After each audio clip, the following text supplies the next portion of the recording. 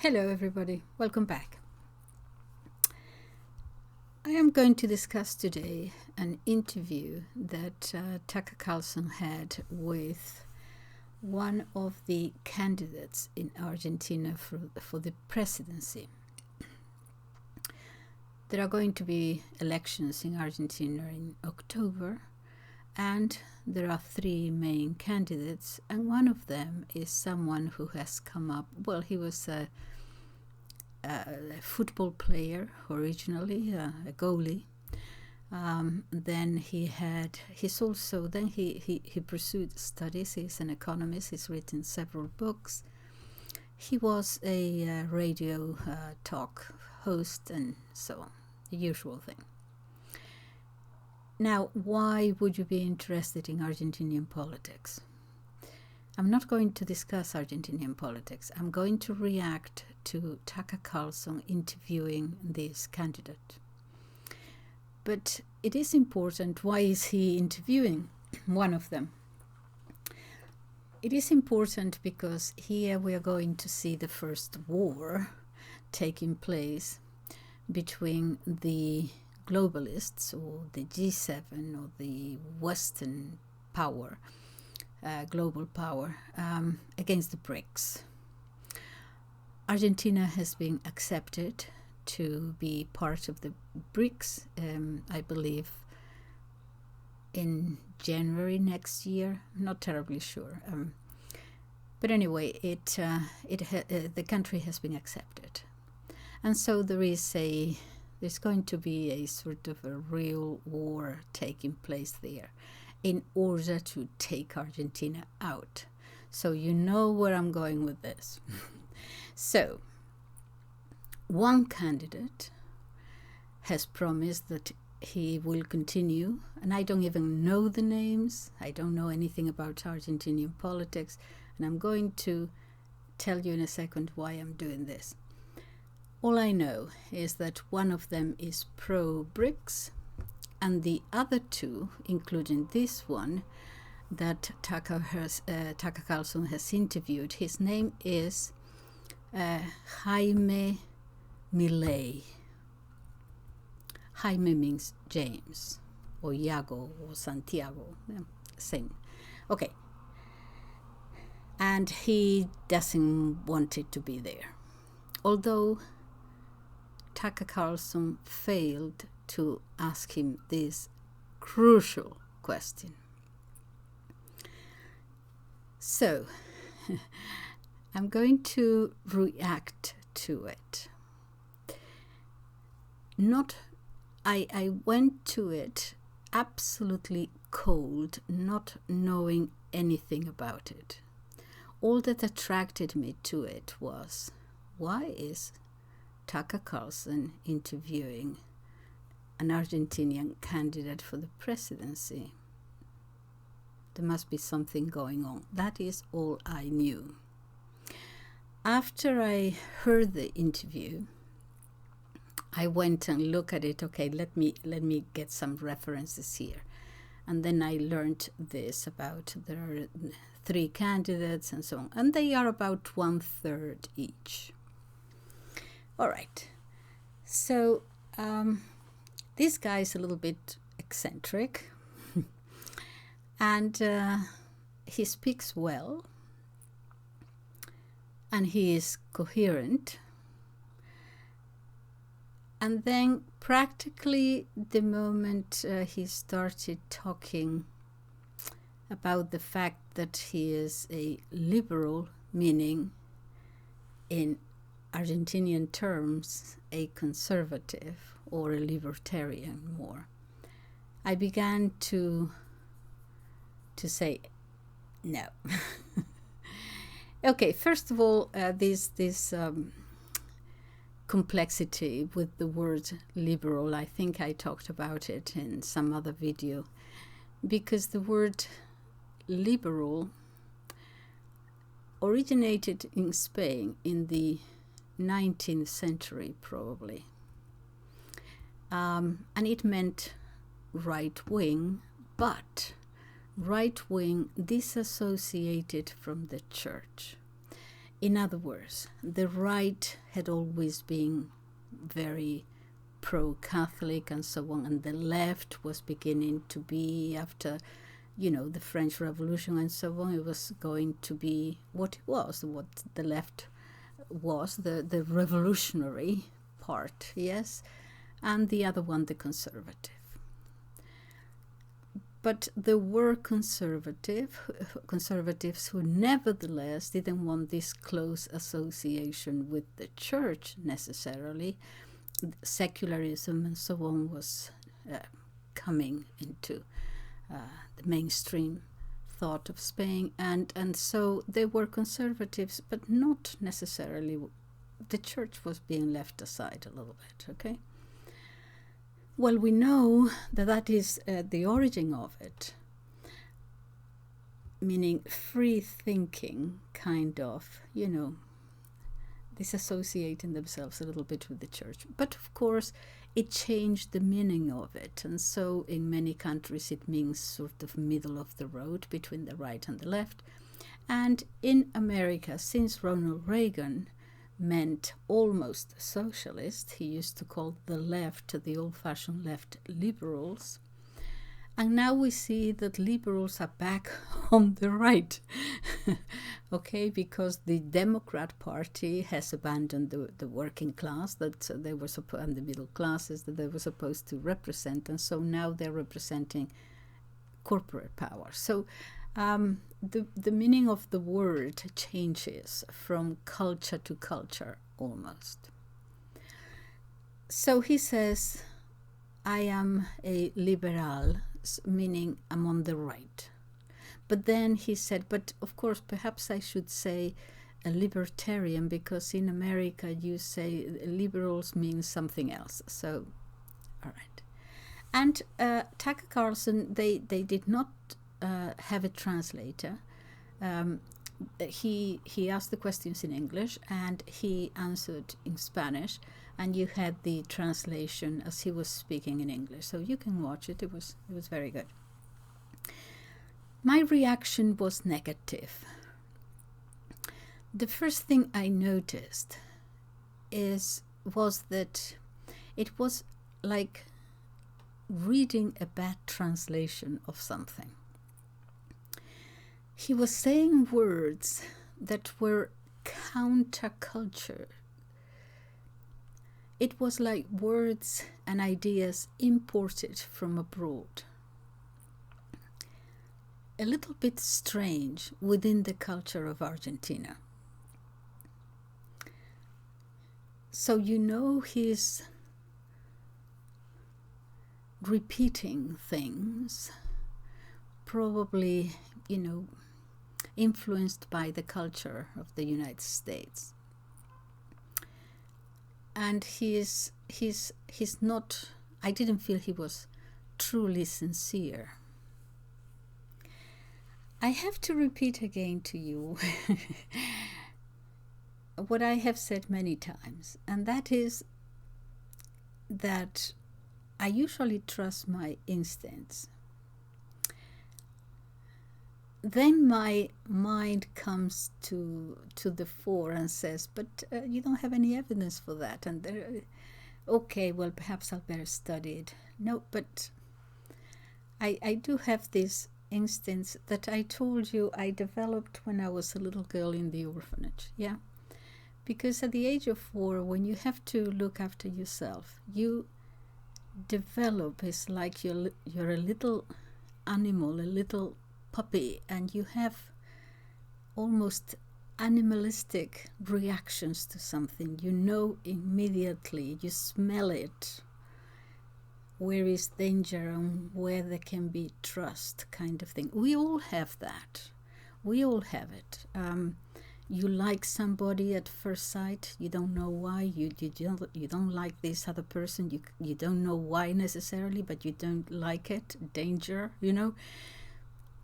But some of us have it more than others, like any other talent. And I do have a certain reaction. And then, having studied politics, I'm not usually wrong, I can tell you that. Also, the fact that let me continue. So my reaction is beginning to be a little bit negative, listening to what he's saying. Then he asks him if he is pro-abortion or pro-choice. No, he's pro-abortion.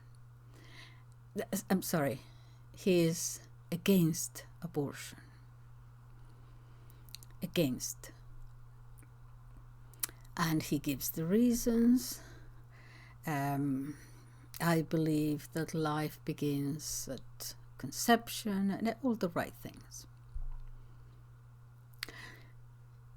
But I can feel that he's saying it because he has to. You know, it's like, I have a feeling that he's not terribly bothered one way or the other, or perhaps he is, but he could change that.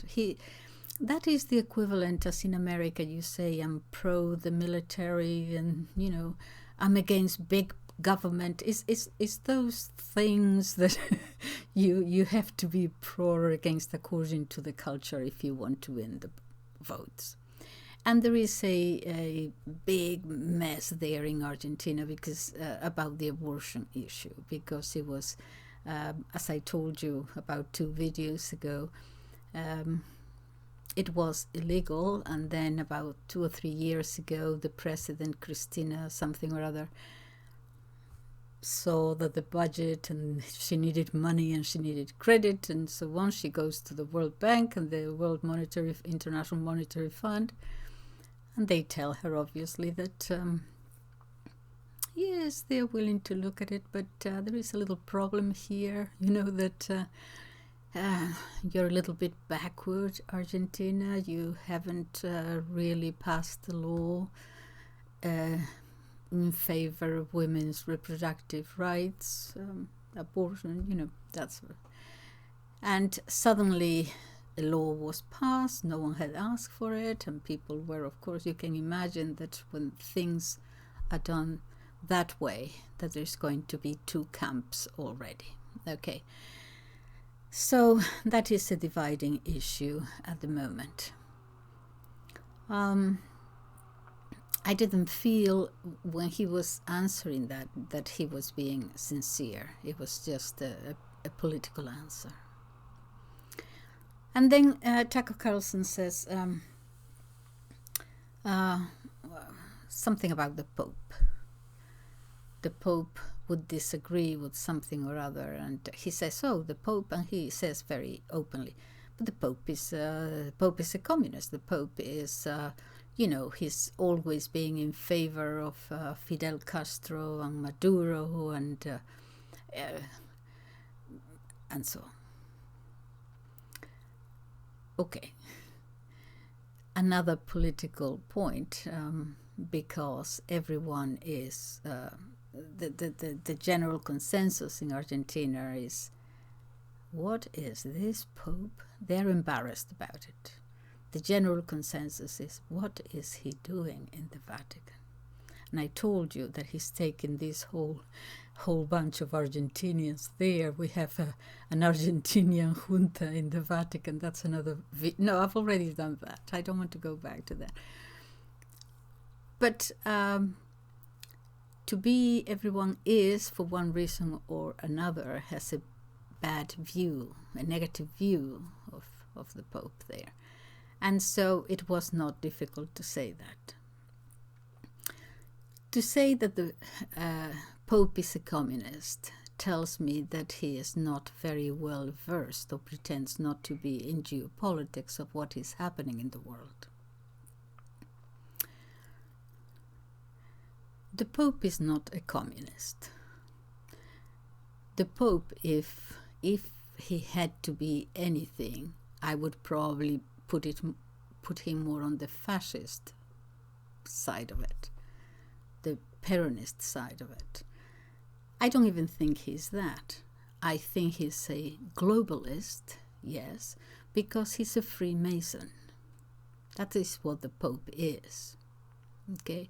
And that is where his hatred for the Catholic Church comes from. The fact that you talk about the poor, well, obviously, I mean, what are you going to talk about? Yes, and that is an easy trick for any politician or any person in power to talk about the poor. Everyone talks about the poor. That's easy. The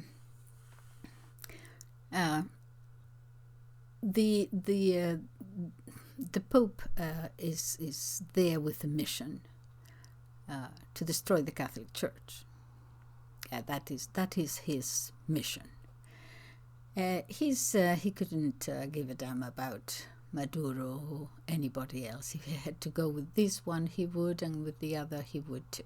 That's not a point. So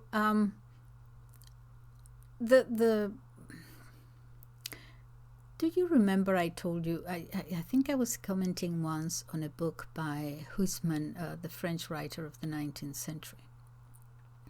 He brings up the point, and I think it is correct, that if you really hate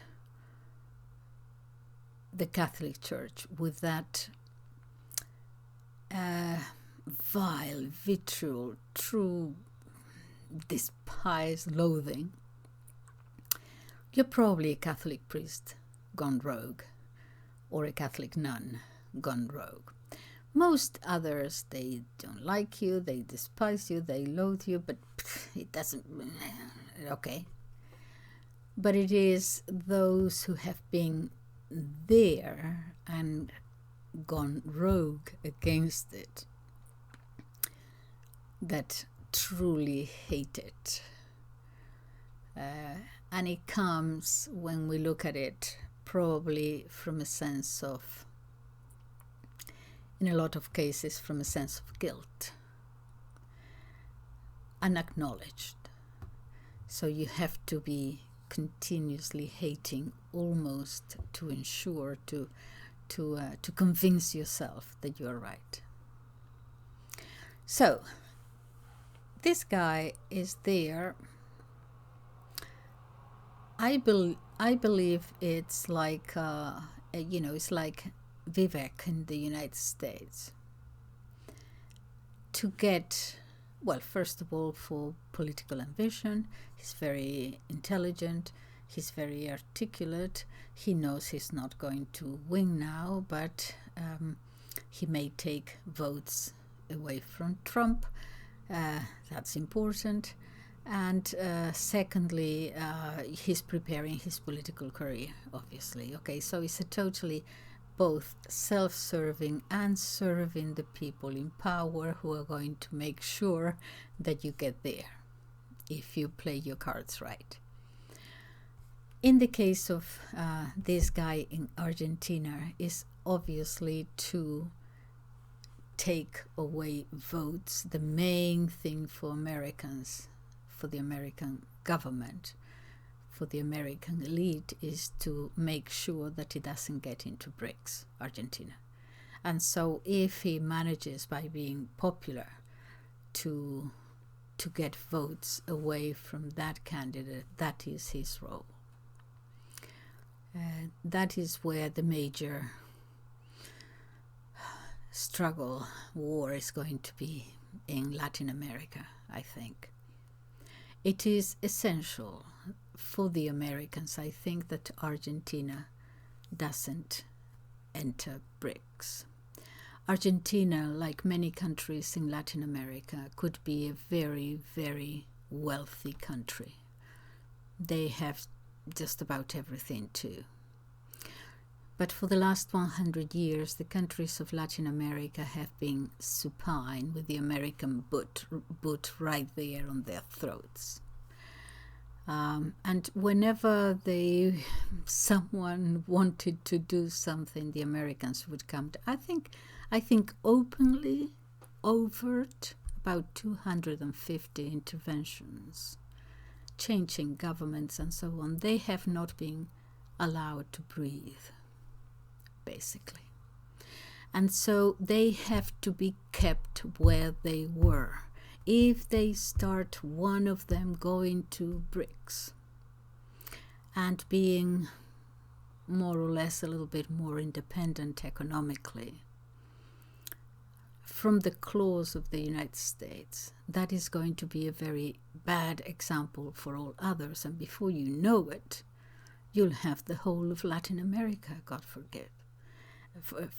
And then also next door to Brazil, that is going to be a lesson to Brazil to watch out.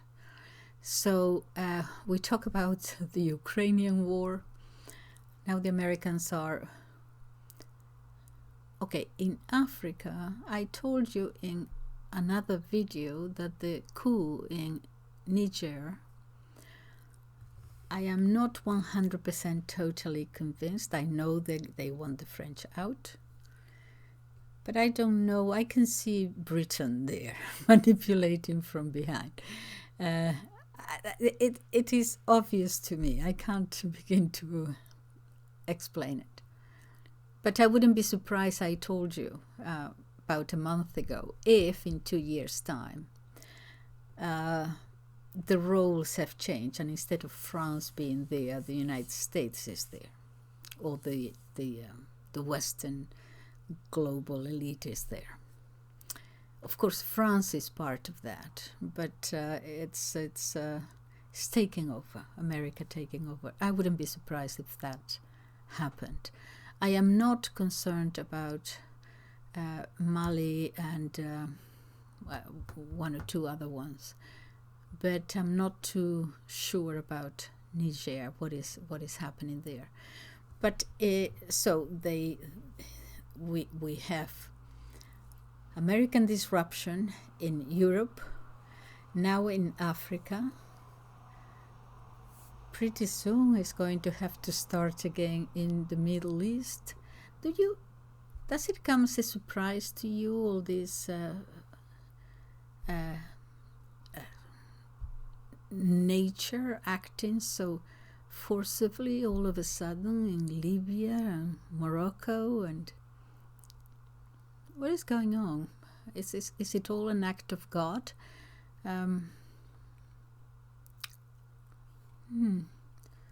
It's kind of very convenient, actually. And now in Latin America. And in Latin America is probably going to be bloody. Because in Latin America,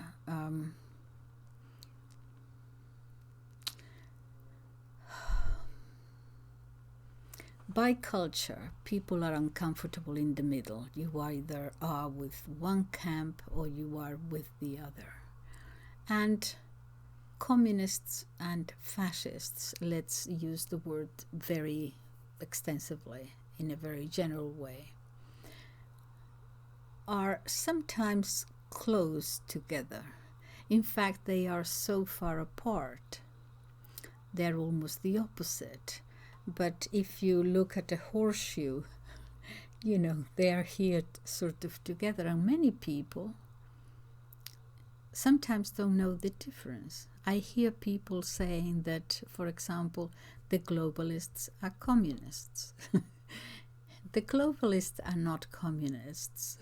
The Rothschilds are not communists, okay?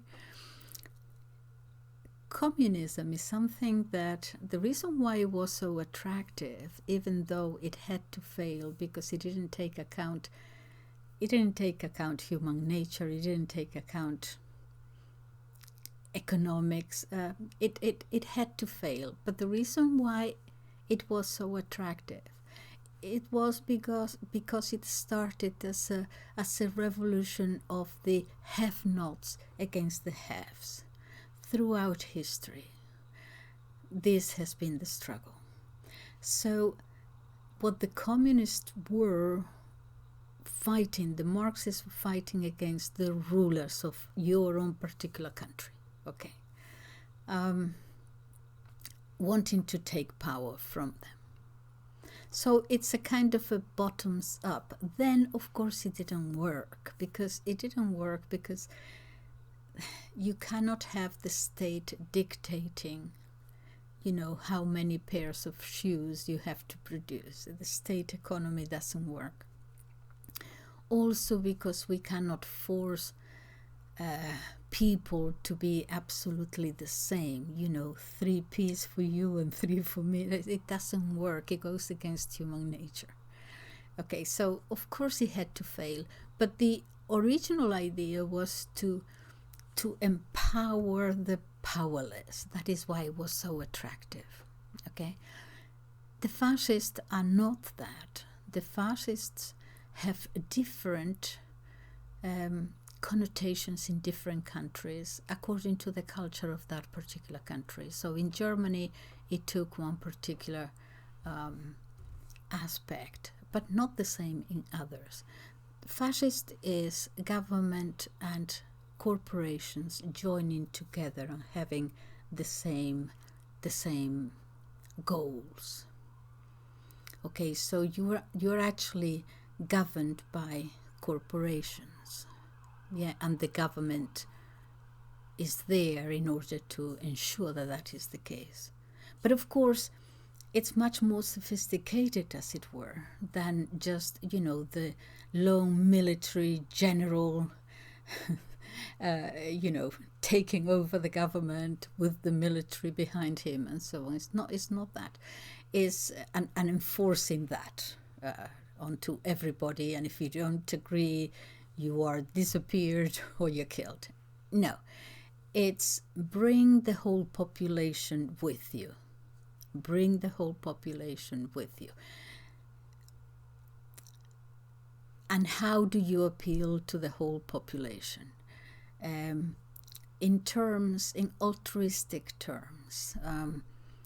It could be according to faith, defending the faith, as it was in my country of birth, or defending your nation, patriotism. In other words, taking that normal love, affinity, affection that a person has for his or her own country, and using and abusing and misusing that in order to do something else. Do you see? So the communists are using the sense of equality and charity and let us all be equal and so on, and it is unjust, using that natural and Christian quality for other means. And the fascists used very often love of country, love of patriotism, something from the right, okay, to use it for other people's well-being and interests. So they're almost opposite, actually, and it comes top down, not bottom up. Yeah. So the bankers are not communists. The bankers are something else, but not communists. All right. And the globalists are going along not with a communist agenda of redistributing wealth for everybody. It is pretty much the contrary. Okay, so this Jaime, I think is a plant. I think it's just there to disrupt the election. And to take votes from the guy. I don't know I'm going to study now who the other 2 gentlemen are and what they stand for and so on. I won't bother you with it because it's not the most important thing in your life, Argentinian politics. But I'm going to see how that develops, because I think is everything to do with America being involved there, making sure that Argentina does not become part of the BRICS. So that is another war that we have to look forward to, my dears. Okay, well, short video, I think. Thank you for your attention again. Bye-bye.